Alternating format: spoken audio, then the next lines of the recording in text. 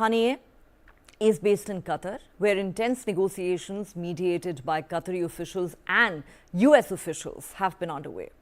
Qatar's Prime Minister said on Sunday that a deal to free some of the hostages in return for a temporary ceasefire had only minor practical issues. On Monday, US President Joe Biden said he believed a deal to free the hostages was close. Some reports say a tentative deal includes a 5-day truce comprising a ceasefire on the ground and limits to Israeli air operations over southern Gaza. And in return, between 50 and 100 hostages held by Hamas and the Islamic Jihad would be released. They would include Israeli civilians and captives of other nationalities, but no military personnel. Under the proposed deal, some 300 Palestinians could be released from Israeli jails, among them women and children. The International Committee of the Red Cross has said its president travelled to Qatar to meet Hamas leader Haniyeh to advance humanitarian issues related to the armed conflict in Israel and Gaza. Meanwhile, as the conflict in Gaza intensifies, the Indonesian hospital in the enclave has been transformed into a mass grave, according to the health ministry. They say there are corpses in all departments and we have lost many lives due to a lack of supplies. On Monday, 12 people were killed when Israeli tank fire hit the medical center. The chief of the World Health Organization, Dr. Tedros Ghebreyesus, said he was appalled by the attack. Israel said it was responding to enemy fire, targeting their troops from inside the hospital, and added that no shells were fired towards the hospital.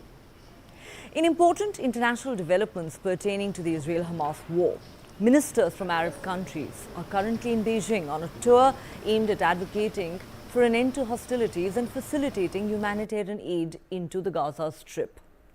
China is playing host to this delegation that comprises foreign ministers from the Palestinian Authority, Indonesia, Egypt, Saudi Arabia, Jordan, and the Organization of Islamic Cooperation. The primary objective is to find a resolution to halt Israel's offensive in the Gaza Strip. Chinese Foreign Minister Wang Yi has emphasized there is an urgent need for global intervention to quell this conflict. Saudi Foreign Minister Faisal bin Farhan Al Saud has sought increased cooperation from China to expedite resolution of this crisis. Also, leaders from BRICS nations convened an emergency video conference today to tackle the pressing Middle East situation. In another significant development, Israel has banned Pakistan-based Lashkar-e-Taiba, which was responsible for the Mumbai terror attacks in 2008. In a statement, the Embassy of Israel in India has said, and I quote, "To symbolize the marking of the 15th year of commemoration of the Mumbai terror attacks, the State of Israel has listed Lashkar-e-Taiba as a terror organization. Despite not being requested by the Government of India to do so, the State of Israel has formally completed all necessary procedures and satisfied all required checks and regulations to the result of introducing Lashkar-e-Taiba into the Israeli list of illegal terror organizations. While Israel only lists terror organizations that are actively operating against it from within or around its borders, or in a similar manner to India, those globally recognized by the UN Security Council or the US State Department, the Israeli Ministries of Defense and Foreign Affairs have jointly worked in the last few months towards an expedited and extraordinary listing of the Lashkar-e-Taiba organization on this date to highlight the importance of a unified global front in combating terrorism. Lashkar-e-Taiba is a deadly and reprehensible terror organization responsible for the murder of hundreds of Indian civilians and others. Its heinous actions on 26 November 2008 still reverberate in force through all peace-seeking nations and societies. The State of Israel offers its sincere condolences to all victims of terrorism and to the survivors and bereaved families of the Mumbai attacks, including those in Israel. We stand with you, united in the hope for a better, peaceful future. That's what the statement says. So today, I think you know Secretary Austin is in Kyiv to meet with Ukraine's leaders. I know this is of great interest to all of you. I just want to let you know we're still working this hour by hour. I do not have an update for you on the hostage deal that we're trying to negotiate. But as you heard the Deputy National Security Advisor say yesterday, we believe we're closer than we've ever been. So we're hopeful. But there's still work to be done, and nothing is done until it's all done. So we're going to keep working on this. We're also working to increase the flow of life-saving humanitarian assistance, food, water, medicine. We're calling for respecting the international law in terms of minimizing the loss of innocent lives. And of course, we're continuing to advocate for humanitarian pauses so that people can get out of harm's way and that aid and assistance can get in. Over the last couple of days, the 18th and the 19th of November, almost 100 trucks carrying humanitarian aid were able to enter Gaza. That brings the total to over 1,260. And then following Israel's announcement that it's allowing fuel now into Gaza to support non-governmental organizations at our strong request, we are now tracking that 6 trucks have crossed down into Gaza with approximately 18,000 gallons of fuel. That will help support food distribution, and it will help generators for the hospital so that they can keep working. The total number of U.S. citizens that we've been able to move out of Gaza through that Rafah crossing is now up to 800. We're continuing to work that every day as well. The soldiers from the 188th Brigade, located inside a mosque, a factory that produced weapons and UAVs. I want you to understand, a mosque in the area of Zaitun has been used as a factory for the production of weapons. Soldiers entered the mosque and conducted a search, working in cooperation with soldiers from the Yahalom unit, and after the forces checked that there were no traps, they discovered a tunnel shaft. In addition to this tunnel shaft, the soldiers went further below and discovered a workshop for making rockets. Around 800 American citizens, legal permanent residents, and family members have departed through Rafah Gate. There are a little over 1,200 left, which is a higher number than we had when we announced it last week. One of the things that happens is we continue to identify either additional American citizens or permanent residents who have additional family members that they're reporting to us that we then try to get on the list to get out of Gaza. With respect to American citizens who have died, the number who died as a result of the attacks of October 7th is the same as it has been.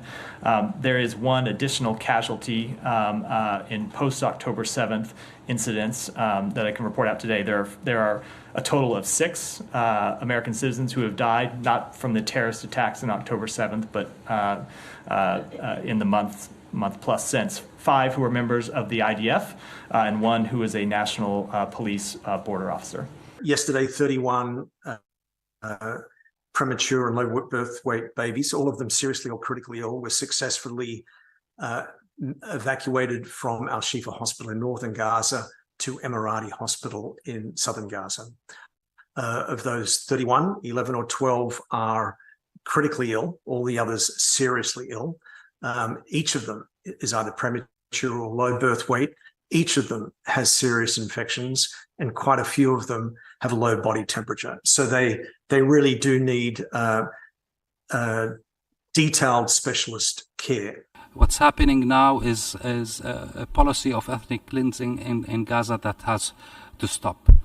And one last comment with regard to Jordan's effort to help alleviate the humanitarian suffering in Gaza is that today Jordan is placing another field hospital in Gaza, which is going through Al-Arish border crossing to Gaza. That is in addition to the existing field hospital. Earlier, I spoke to the spokesperson for the Israeli government, Eylon Levy. In this exclusive interview, we talked about all aspects of the escalating Israel-Hamas war, including the growing international pressure that Israel currently faces to declare a ceasefire in Gaza. Listen in to what he had to say. Joining me now on News9 Live is a special guest from Israel. I am now joined for this exclusive conversation by Eylon Levy, the spokesperson for the Israeli government. Mr. Levy, thank you so much for joining us here on News9 Live. Thank you for having me on the show, Nihan. Lovely to have you at what is obviously an incredibly busy and challenging time for you and your country. Let's begin by talking about the latest videos that have been released by the Israeli Defense Forces. The Israeli army says the video footage shows the first solid evidence of a sophisticated Hamas tunnel network underneath Al-Shifa hospital in Gaza. There is a lot of curiosity about these tunnels. Could you share with us some details of what exactly has been found in these tunnels? Yeah, this is really shocking. Everyone knows that under international law, hospitals must be protected. You're not allowed to use them for military purposes. But Hamas has a deliberate strategy of using hospitals and civilians as human shields and hiding behind them. Now, for the last month, we've been warning that the Shifa hospital in Gaza was in fact Hamas's main headquarters, that they were hiding in the basement, hiding in the tunnels under that hospital. And now the evidence is plain for all to see. Yesterday, the IDF released a video showing a tunnel shaft 10 meters deep. There's a spiral staircase. And at the bottom of the staircase is a 55-meter-long tunnel. And at the end of that tunnel is something you don't find in most hospitals. It's a blast door with a firing hole in it. Hamas has, in complete violation of international law and morality, been hiding underneath hospitals, been using ambulances to transport its terrorists. We have a rocket siren. I have to go, I'm afraid. Mr. Levy, we're relieved to have you back. Are you safe? Is your entire team safe? What just happened there? Yes, this is the third time I've had to interrupt a news interview because of a missile attack on Tel Aviv. And this time we just had a massive barrage at the whole of central Israel that forced 2 million people to run into their rocket shelters. When terrorists from the Gaza Strip fire rockets at Israel, we in Tel Aviv have a minute and a half to run for safety. We all hear a rocket siren and you have to get into an underground rocket shelter if you can. If you don't have an underground rocket shelter, you need to stand in the stairwell. And if it catches you outside, you have to lie on the ground with your hands above your head. Since the beginning of the war with Hamas on October 7th, with the massacre, we've had over 10,000 rockets that have been fired at Israeli towns at all hours. Unfortunately, we're used to this. But of course, every time that there is a rocket attack like that, it scares a lot of people. Sometimes we're not able to shoot down those rockets and they end up hitting a building and even causing loss of life and killing people. And it's a reminder, it's a reminder of one of the reasons why in this war we have to destroy Hamas. We have to remove Hamas from power, because it wasn't just the October 7th massacre. It wasn't just that brutal, sadistic massacre of 1,200 people on October 7th. It has been nearly 20 years that Hamas has been terrorizing the people of Israel with rocket fire whenever they want, pressing a button and sending millions of Israelis into rocket shelter. And it's that reign of terror that we're going to end. Well, that has got to be scary, and we're glad that you're safe. 10,000 rockets have been fired at Tel Aviv since the 7th of October. Typically, at the whole of Israel, from Gaza. At all of Israel. Typically, how often does this happen in a single day when you have to run into a bomb shelter? There have been days where we've had to run a few times into bomb shelters. At the moment, because the Israeli army has taken over Gaza City, we've pushed the Palestinian terrorists south in the Gaza Strip, and that means that most of their 75-kilometer rockets, Tel Aviv is no longer in range. But we know that they've spent years preparing for this war, with so much Iranian money that has been poured into Hamas's war machine instead of civilian needs inside Gaza. So they're prepared and they have very long-range rockets that can be fired at us at any hour they want. And that's what we're determined to end, so that they can terrorize our people no longer. In every round of conflict with Hamas, Israel says there is no country in the world that would tolerate terrorists being able to fire rockets at its cities. And every conflict ends with a ceasefire. And then 6 months later, a year later, Hamas starts shooting rockets. No, enough is enough. This time it ends. This time the war will end with Hamas and the Gaza Strip no longer able to pose a security threat to the people of Israel. Enough is enough. This time it ends, you're saying. If I could just go back for a moment to the issue of the tunnels, whose video was posted by the Israeli Defense Forces on Sunday. We see a tunnel shaft, we see a blast-proof door there.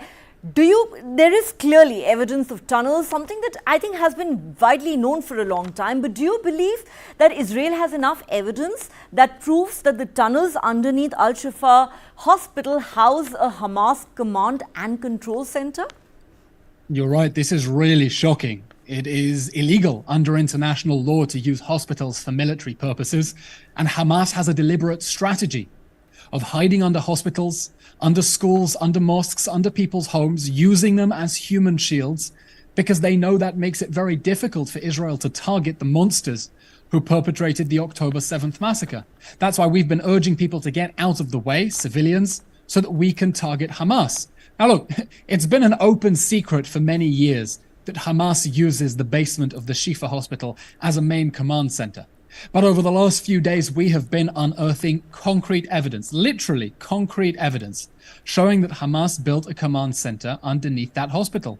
The IDF released footage showing a spiral staircase that goes down 10 meters underground, leading to a 55-meter long tunnel, leading to a blast door with a firing hole. Now, we don't find many blast doors like that in Israeli hospitals. I'm sure you don't have them in India. There's only one explanation, and that's to house a terrorist headquarters underneath the hospital.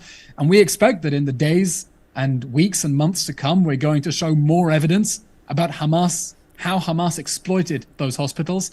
And I have to say, a lot of the international agencies that have been operating inside the Gaza Strip, including those that belong to the UN, look very, very, very silly now. As people ask them questions, what did you know? Why did you not say anything? Do you really expect us to believe that Hamas built this whole city under a hospital and you knew nothing and you were quiet? Okay, so let me ask you this. The war has now entered its 7th week. Which of its stated objectives would you say Israel has managed to achieve thus far? Well, we're working towards two main objectives in this war in response to the October 7th massacre, that brutal massacre of 1,200 Israelis on October 7th. The first is to totally destroy Hamas's terrorist and governing infrastructure inside the Gaza Strip. And the second is to bring home our hostages, 240 people, including over 30 children, including babies. There's a 10-month-old baby who is a hostage of Hamas in a dark tunnel, and we want to bring them home. Now, as for destroying Hamas's terror infrastructure, we've been very successful in the last few weeks. We've struck thousands of targets, we've killed thousands of terrorists, and that will continue. As for bringing our hostages home, of course, it's day 45 of the war. We wish that we could have brought them home safe already to their families. And our estimation is that continuing to put pressure on Hamas, military pressure, and diplomatic pressure from our allies, that is the way to make sure that Hamas releases our hostages. Clearly, they weren't going to do that if we stood by the sidelines and sent them an email and asked them nicely. We're putting pressure on Hamas, and the plan is to force Hamas to release our hostages so that those children, those innocent civilians, our men and women in uniform, can come back safely to their families.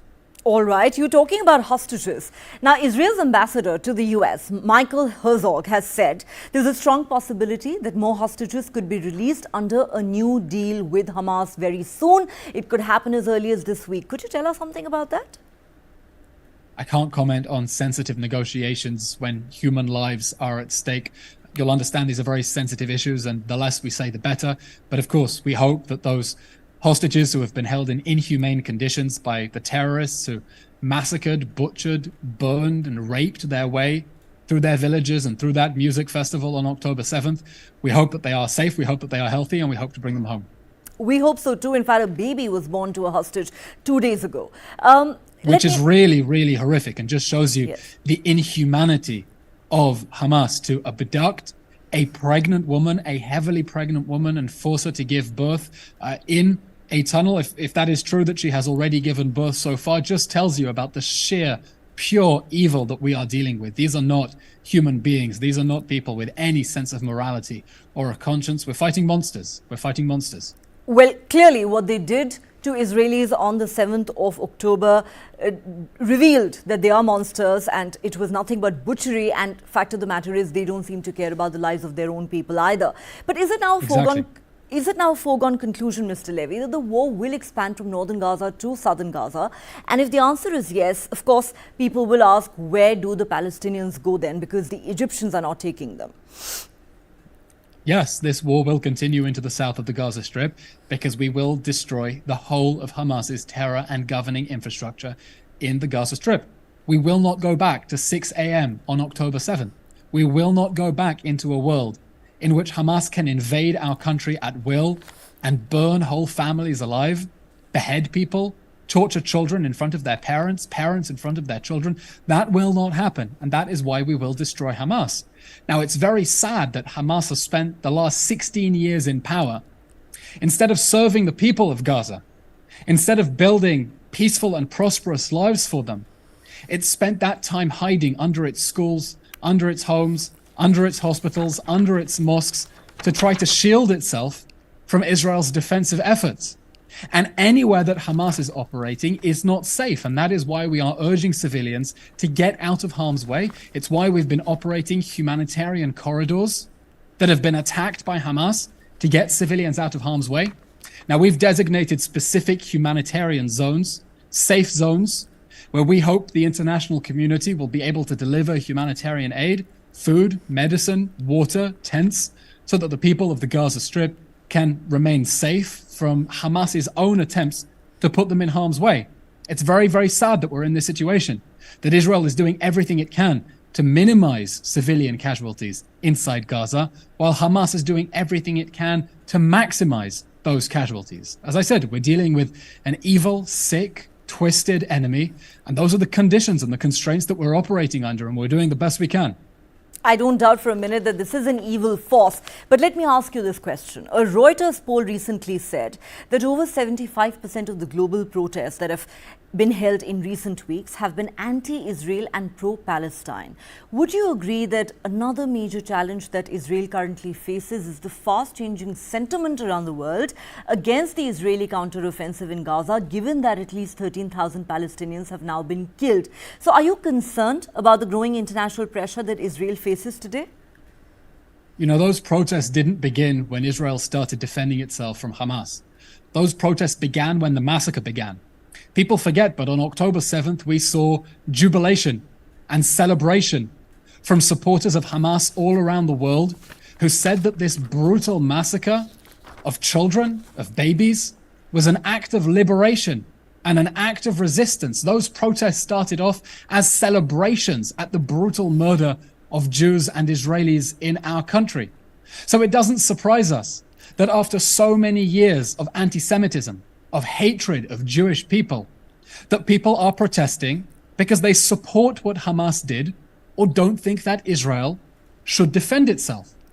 But it doesn't matter how many hateful people and apologists for Hamas's war crimes take to the streets around the world, we will not leave our hostages in Gaza and Hamas in power, because Hamas is telling us that it will do this again.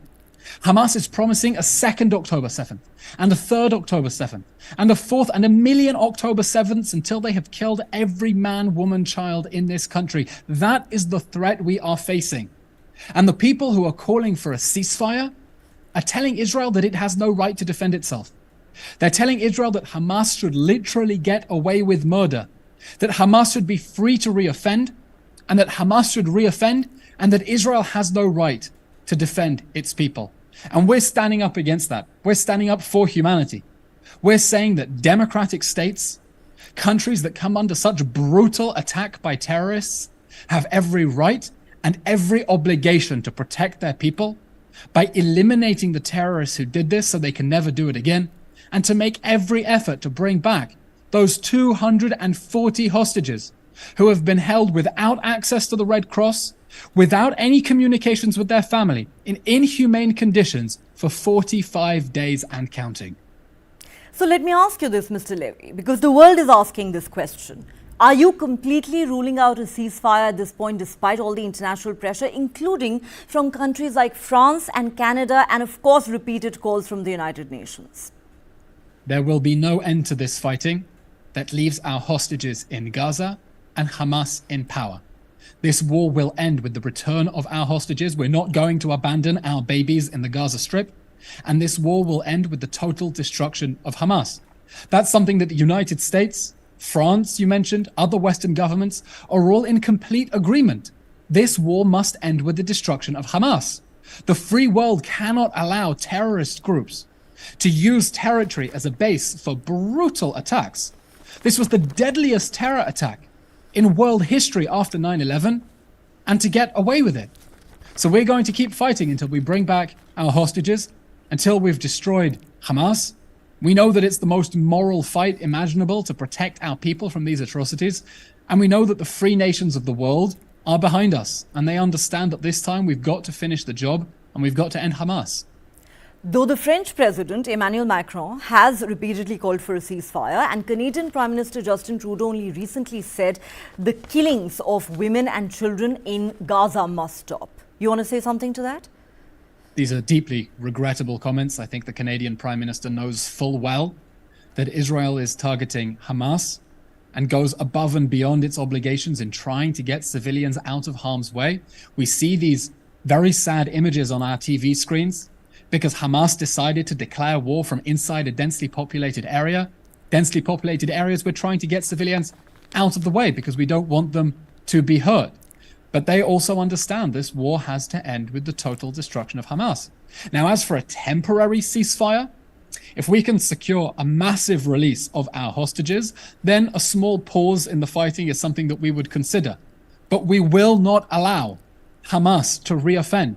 We will not leave Hamas in a position where it can invade at any time it wants and burn whole families, butcher people, behead them, torture, mutilate, rape them. I mean, really, the atrocities we saw on October 7th were some of the most horrific war crimes that you can imagine. And we expect the whole world, especially the free world, to stand shoulder to shoulder with us, as they've been doing, even though the images on our TV screens are very difficult and we hold Hamas fully accountable for them, to stand shoulder to shoulder with us as we eradicate this evil and bring security to the people of Israel and new opportunities for the Palestinian people who have been oppressed by Hamas for too long and also deserve a future without that terror group controlling their lives. Okay. Mr. Levy, in a major development, the leaders of many Arab and Muslim majority countries are gathering in Beijing in an attempt to pressure both Israel and the US to agree to a ceasefire. Saudi Arabia, Jordan, Egypt, the Palestinian Authority, Indonesia, the Organization of Islamic Cooperation, they're all there. How do you see this? Well, look, we know that public sentiment in Arab countries has always been hostile to Israel. That's regrettable. We want normalization and peace for the whole region. Our hand is extended in peace to all the nations of the Middle East. Unfortunately, not all of our neighbors want that friendship with us. But we know that Arab countries around the region understand that Hamas has to go. And by the way, US Secretary of State Tony Blinken has said this as well, that from his conversations with Arab leaders, they understand that Hamas has to go. And that's because the moderate Arab countries in the Middle East understand that we're up against the same enemy, that Iran, the Iranian regime, which sponsors Hamas in Gaza, Hezbollah in Lebanon, the Houthis in Yemen, other militias in Syria and Iraq, these are the enemies of peace and normalization and prosperity in the Middle East. They are trying to destabilize the region, to export their own violent version of religious extremism. And they understand that ultimately Israel, the UAE, Bahrain, Egypt, Jordan, Saudi Arabia, ultimately we are all on the same side against the Iranian axis of aggression, even if public pressure may make it very difficult for them to say that out loud. Well, most do believe that Iran was the architect of October 7. But I have to ask you this. The United Nations has said that Israeli forces have targeted hospitals, schools turned shelters, and even UN centers, something that is totally prohibited under the international humanitarian law. Would you want to respond to that? These are outrageous accusations from a world body that, I'll remind you, has not condemned Hamas's atrocities on October 7th, has not demanded the immediate, safe and unconditional return of our hostages.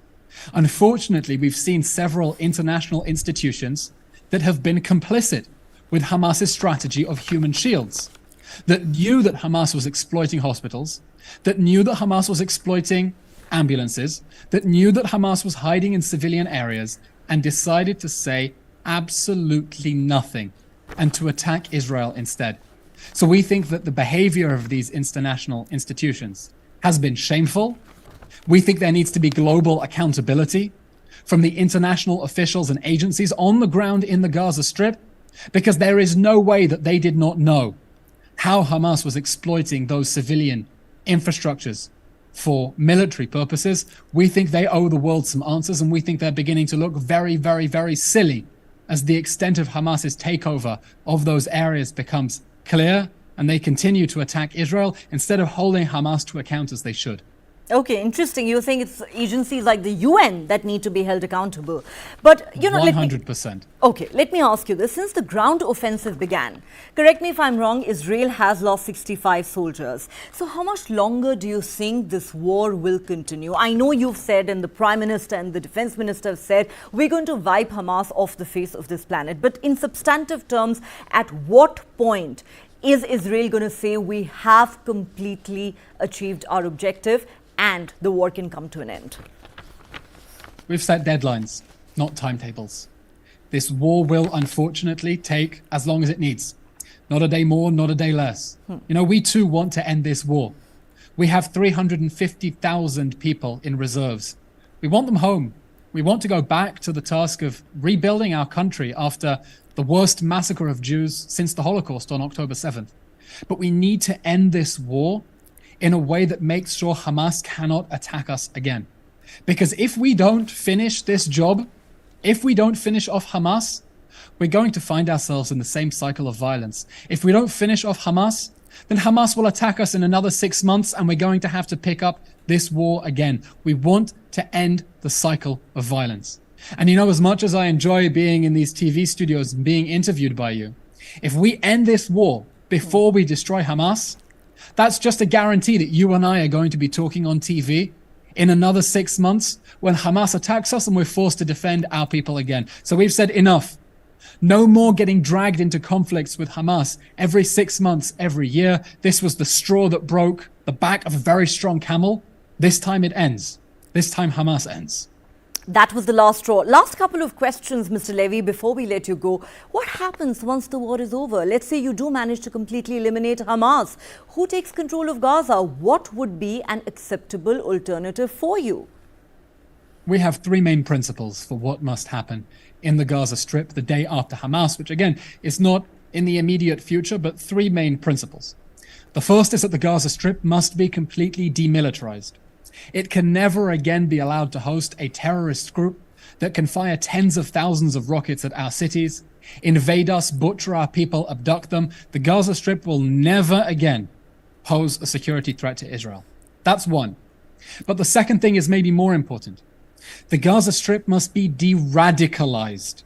We cannot have another generation of Palestinian children growing up and being taught in schools to hate Jews, to destroy the state of Israel, to pursue jihad and martyrdom instead of building peaceful lives. And that is what Hamas has done in its 16 years of power with the support and complicity of UN agencies like UNRWA. After the Second World War, you know why the Second World War didn't radicalize the people of Germany or Japan? It's because the Allies de-radicalized Germany and Japan and made sure that they are now prosperous, powerful democratic countries and Western allies. The same has to happen in the Gaza Strip, or a new terror group is going to come up and attack Israel if we do not end this religious extremism. And the third point is rebuilding Gaza. The Gaza Strip will have to be rebuilt in a way that makes sure that the concrete this time goes to people's houses and not into those tunnels that we're uncovering under the Shifa hospital right now. And who takes over from Hamas? Is Palestinian Authority an alternative, you think? We're exploring several options with our partners. The Palestinian Authority is very problematic because the Palestinian Authority also incites hatred against the state of Israel, also denies that Israel has a right to exist. I'll tell you, this sounds crazy. The Palestinian Authority pays salaries to terrorists who are sitting in Israeli jails. If a terrorist takes a knife and stabs Israelis in the street, they will get paid by the Palestinian Authority for the rest of their lives. That is direct incentive for terrorism. And we think whoever works the day after Hamas to rebuild the Gaza Strip needs to be a force that fights terrorism, not funds terrorism. Okay, so you're not comfortable with the Palestinian Authority either, and therefore the question remains, can there really be a void or a vacuum, especially now that your Prime Minister has made it clear that we have no intentions of reoccupying Gaza? He did controversially say at one point that we're going to have a security responsibility for an indefinite period of time, but then he clarified later we have no intentions of reoccupying Gaza. Is that correct? Exactly. Israel does not want to reoccupy the Gaza Strip. We don't want to govern it. You know, in 2005, Israel withdrew from the Gaza Strip. We pulled out. People forget this. In 2005, we gave the keys of the Gaza Strip to the Palestinians and told them, good luck, you can govern the Gaza Strip now. And in exchange, we got rockets. And the little Palestinian children who were born when Israel withdrew from the Gaza Strip are now old enough to be Hamas terrorists. And the youngest Israeli children who were born when Israel pulled out of the Gaza Strip are now soldiers who are having to go into Gaza to protect us from Hamas. So we don't want to go and control the Gaza Strip, but the Gaza Strip must be demilitarized. And we will need to have ultimate security control to ensure that the Gaza Strip does not allow a buildup of a terror group able to attack our people again. We wish this weren't the case. We wish this weren't the case. But we know that we're going to have to defend ourselves. And you are saying that this will be in the long term, Israel having security responsibility of Gaza. This is in the long term? Certainly for the foreseeable future, until Gaza is completely demilitarized, de-radicalized and rebuilt in a peaceful way, we're going to need assurances that the Gaza Strip can't export terrorism. By the way, with this, we see completely eye to eye with the US administration. President Biden wrote a very powerful column in the Washington Post in which he explained whatever happens in Gaza the day after Hamas, Gaza and the West Bank must never again be allowed to be bases for terrorism against the Israeli people. And we look forward to working with our international partners to work out how exactly we do that. And of course, President Biden is also at pains to say reoccupying Gaza would be a big mistake. He has given that advice to his friend. That is not something that we want to do. As I said, Israel withdrew from the Gaza Strip in 2005. We gave it to the Palestinians to govern their own lives, and we have no interest in governing them for them. Okay. You said we have to finish off this religious extremism. Many have argued that Hamas is not just a terror organization, it's an ideology. While you can wipe out a terror organization, perhaps, can you stamp out an ideology? You're right. It is not only a terrorist group, it is also an ideology.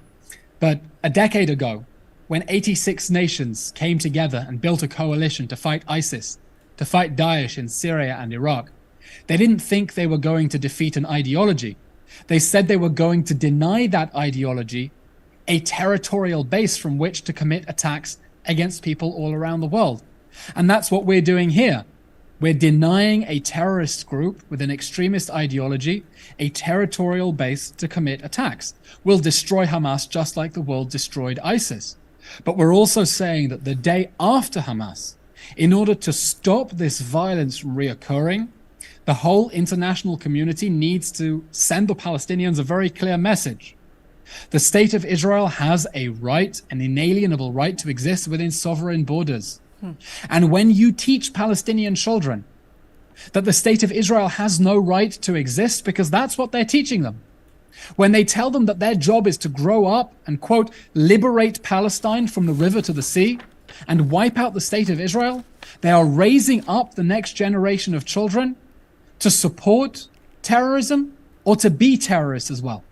And we're saying that if we're going to stop finding ourselves in the same cycle of violence with a new terrorist organization, the world is going to have to be serious about de-radicalizing Palestinian society and telling them hard truths.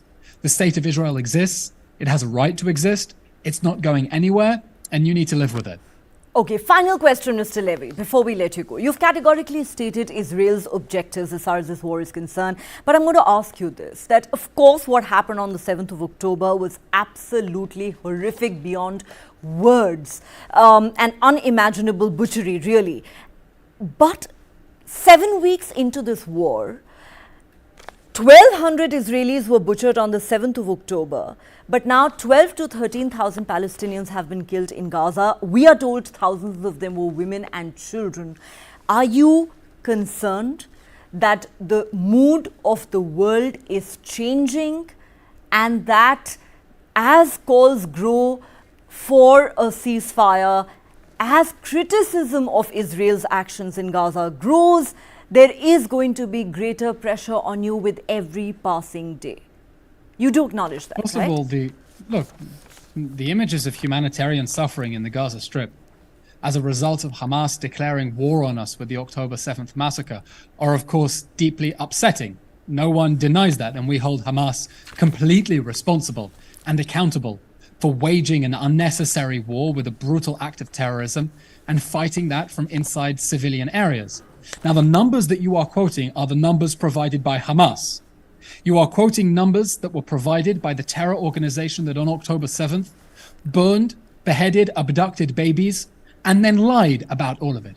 So there is no reason to take even at face value the numbers that are being given to you by a terrorist organization that denies the atrocities that it perpetrated on October 7th.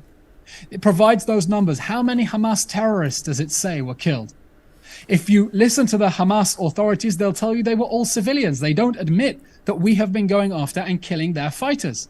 Now look, Hamas has a deliberate strategy of maximizing civilian casualties on its own side because it knows that when it produces images of civilians being hurt, it gets global sympathy, and that puts pressure on Israel to stop.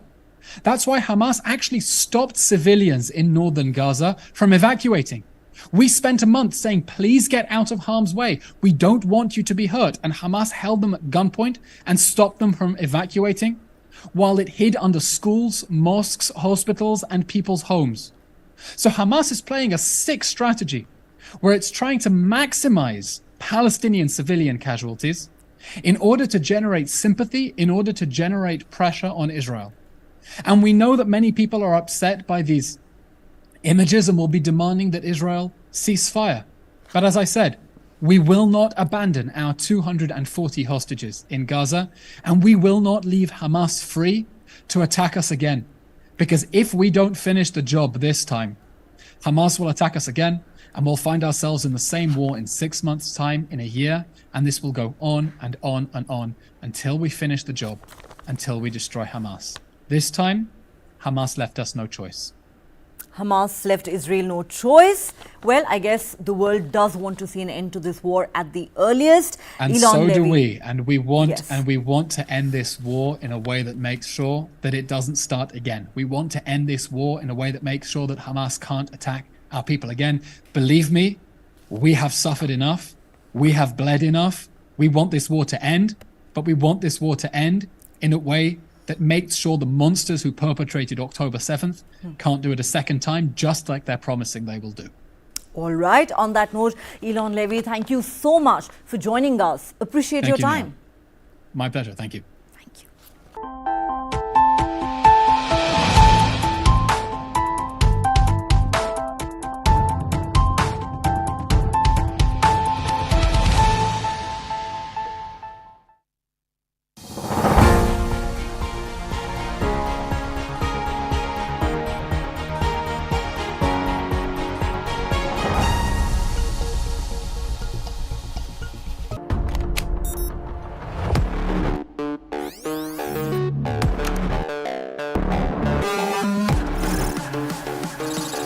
ChatGPT. It can generate codes and human-like responses through text, write stories, and do a lot more. I work in a newsroom with anchors, researchers and scriptwriters, graphic artists, producers, video editors, camera crew. But does a newsroom really need them today? All of us have to think about unique and distinctive value addition that cannot be automated or repeated or replaced by a machine. ChatGPT may kill many companies. A human has to be in the loop with an ability to control this. Dark Side of the Boom. Streaming now.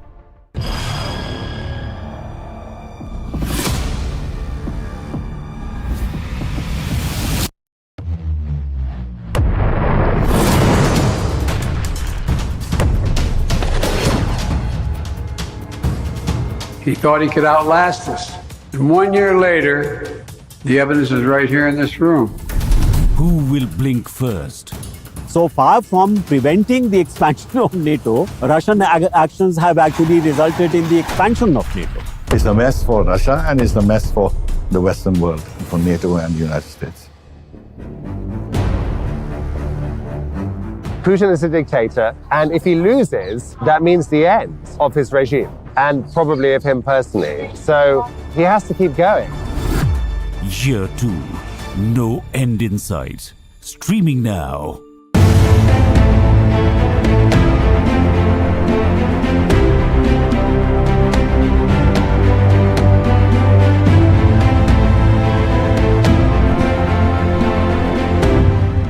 News9 big coverage of 5 assembly polls. Mandate 2023.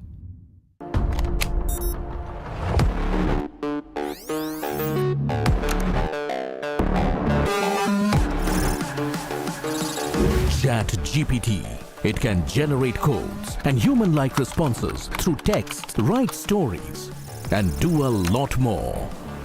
I work in a newsroom with anchors, researchers and scriptwriters, graphic artists, producers, video editors, camera crew. But does a newsroom really need them today? All of us have to think about unique and distinctive value addition that cannot be automated or repeated or replaced by a machine.